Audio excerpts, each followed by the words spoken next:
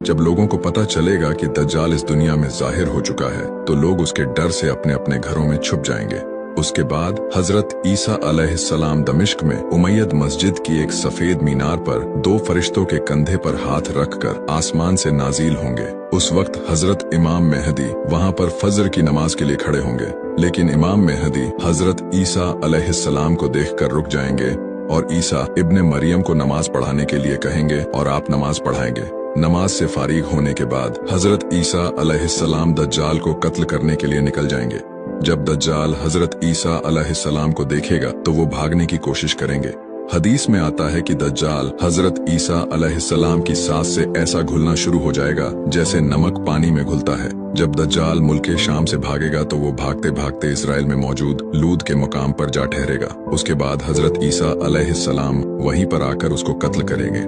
दज्जाल को कत्ल करने के बाद हजरत ईसा अलैहिस्सलाम यरूशलेम जा ठहरेंगे। उसके बाद हजरत ईसा अलैहिस्सलाम चैन और अमन के साथ वहां पर रहेंगे। आप तमाम पैगंबर में एक ऐसे पैगंबर होंगे जो नबी होने के साथ साथ उम्मती भी होंगे। उसके बाद अल्लाह ताला ईसा इब्ने मरियम पर वही नाजिल करेगा कि तमाम लोगों को लेकर कोहे तूर पर चले जाओ, क्योंकि अब मैं अपनी एक ऐसी मखलूक भेजने वाला हूँ जिसको ना तो कोई हरा पाएगा और ना ही उनसे कोई लड़ पाएगा। हजरत ईसा अलैहिस्सलाम तमाम लोगों को लेकर कोहे तूर पर चले जाएंगे। उसके बाद याजूज माजूज को अल्लाह ताला इस दुनिया में भेज देगा। ये एक ऐसी मखलूक होगी जो हर बुलंदी से उतरती नजर आएंगी। याजूज माजूज ऐसी फसादी मखलूक होगी जो तमाम दुनिया में को उखेड़ कर रख देगी।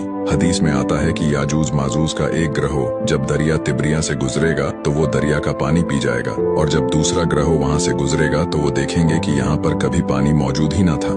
उस वक्त दुनिया में ना तो कोई इंसान मौजूद होगा और ना ही कोई चौपाया, क्योंकि लोग अपने आप को और अपने जानवरों को घरों में ऐसे कैद कर लेंगे। अगर जमीन पर कोई होगा तो वो सिर्फ याजूज माजूज होंगे। आप जरा इमेजिन करें कि ये किसी हॉलीवुड मूवी का सीन जैसा नहीं लगता, ये किसी मार्वल मूवी का सीन जैसा नहीं लगता है। जैसे कि दज्जाल का हजरत ईसा अलैहिस्सलाम की सांस से घुलना और तमाम दुनिया का खाली हो जाना।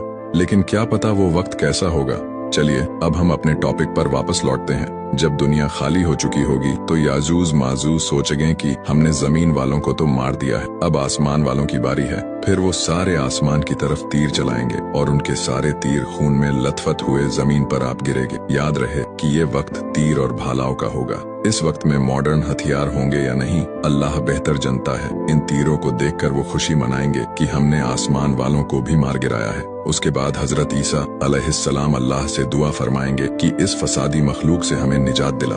फिर अल्लाह ताला याजूज माजूज की गर्दनों में एक ऐसा कीड़ा पैदा करेंगे कि वो सारे जमीन पर ऐसे मारेंगे कि एक हाथ का फासला